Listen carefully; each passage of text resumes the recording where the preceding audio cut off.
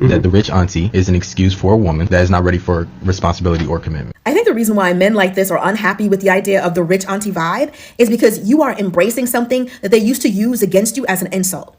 Saying that you're going to die alone used to be like the most painful thing to a woman. But now women are embracing it because they see that I would much rather this than be in a bad marriage. I would much rather this than to be trying to force some man who doesn't want to be a father to be a father. I'm not chasing behind some deadbeat guy. I only want to have a child with a man that I know is going to be a good father. Like now we're being more selective. More and more women are putting off marriage. More and more women are putting off having children and deciding not to have children altogether. And these men they hate being single. So they hate the fact that you seem so happy being single because they want you to be as miserable as they are.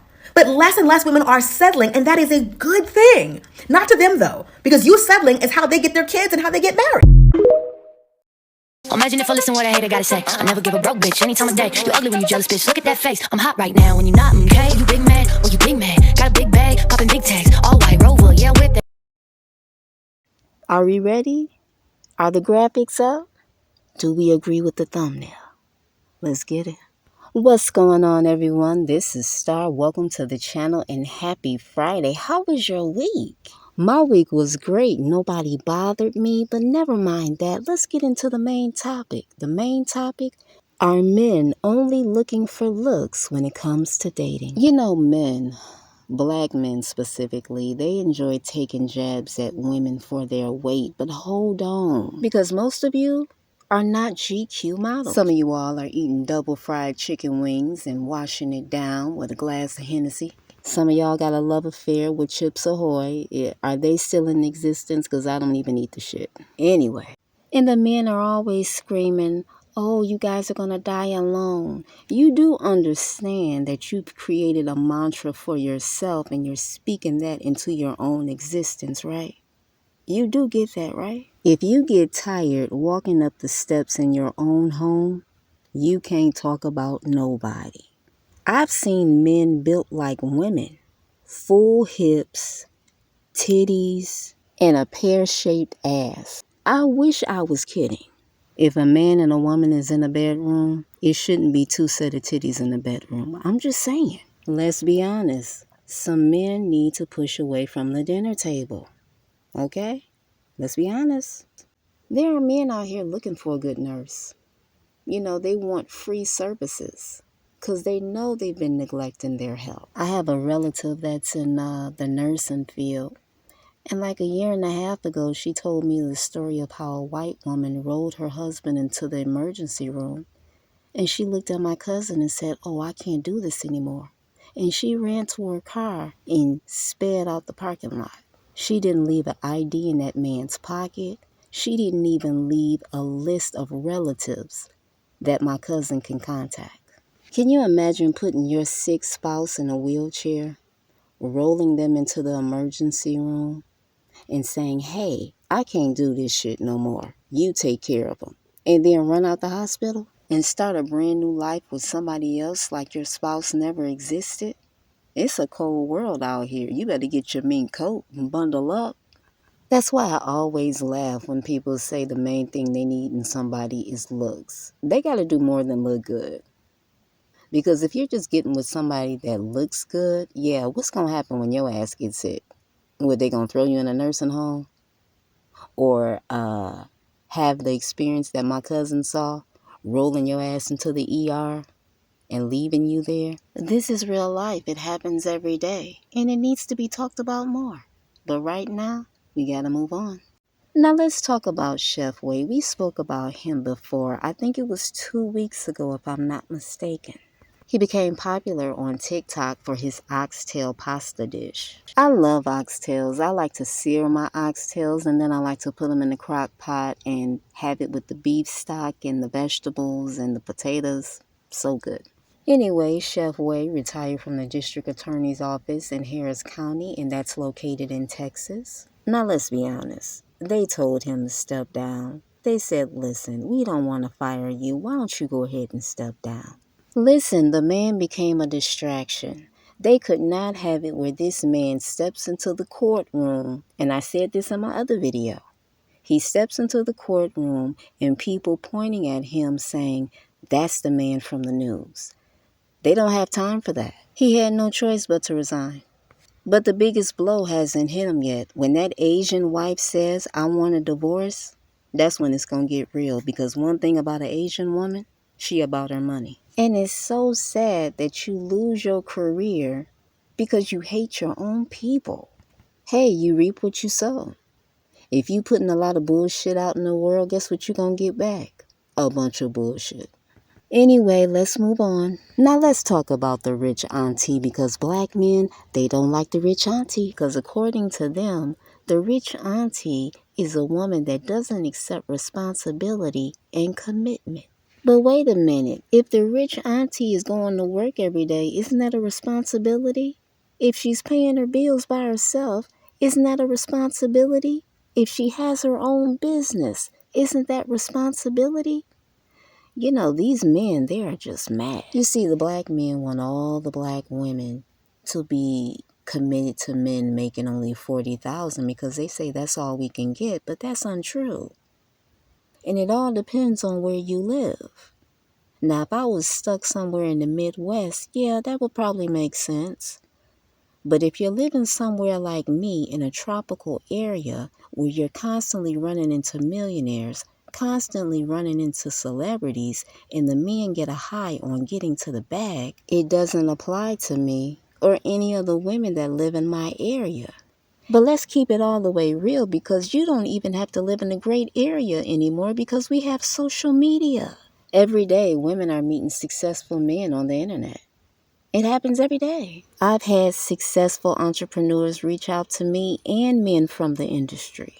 You see, the sad thing that's going on today is that you got men competing with women when they're supposed to be competing with men, but they don't think they can measure up to men. So they compete with women. People will unalive you, and this is men and women, to get your spot because they're jealous of you. We see this every day on the internet. Now let's talk about Kevin Samuels for a minute. When Kevin Samuels passed away, I was more on Clubhouse than YouTube. And the men on Clubhouse were really heartbroken over his passing. I mean, they were literally crying as they spoke. Now, my theory on Kevin Samuels passing at that time was Red Bull. I had a relative that was rushed to the hospital for drinking too much Red Bull. But the men on Clubhouse said, it's not Red Bull. Somebody unalived him for his spot. That's what happened. And I was stunned because I wasn't expecting them to go there. They then went on to say how Kevin was getting opportunities in Hollywood and how he filmed a show called, I think it's ATL. Don't quote me on that. I don't know if that's the show or not because honestly, I don't watch television. Now let's play with the theory that Clubhouse has on why Kevin passed away. We know why he really passed away due to the autopsy, but let's play with the theory. Even if somebody unalived Kevin for his spot, it didn't work. It didn't work. You can do all of Kevin's business practices from sunup to sundown. They're not getting the same results. And black women, don't get triggered by me talking about Kevin Samuels because I'm not focusing on the message that he had for black women. I'm focusing on his business practices and how he got to the bag and how his crew can't duplicate that. You know, Kevin Samuels' crew is upset that we're using his clips, but why? Why are you upset? He had good info in those clips. And if you're really concerned about his daughter, you need to sit down and teach her how to capitalize off his legacy. Because that's what a good friend would do, right? That's what friends do. They would give the daughter the game. Okay, it's time to move on to DJ Envy. So DJ Envy's wife, Gia, went on a vacation with her girls for 29... Well, hold on. Let me look at my notes. Let me see. 20 days. 29, 20, same thing. The men are having a heart attack over this story, but what the men don't understand is this is not your average marriage. This is an industry marriage. Even though they've been together since teenagers. To an average couple, this marriage looks crazy. But to a Hollywood couple, it's normal. They can have an open marriage. We don't know. DJ Envy's not going to tell you what him and his wife do behind closed doors. Do you guys remember when DJ Envy confronted Trey Songz for flirting with his wife? And Trey Songz said, listen, I didn't even know that was your wife. She didn't say anything. Some of these couples, they do exactly what they want to do when they're apart from each other. That's their agreement. I wouldn't be surprised if DJ Envy had his own vacation planned for the summer. He may be away from his wife for 30 days. Listen, people have their own arrangements. What can you say?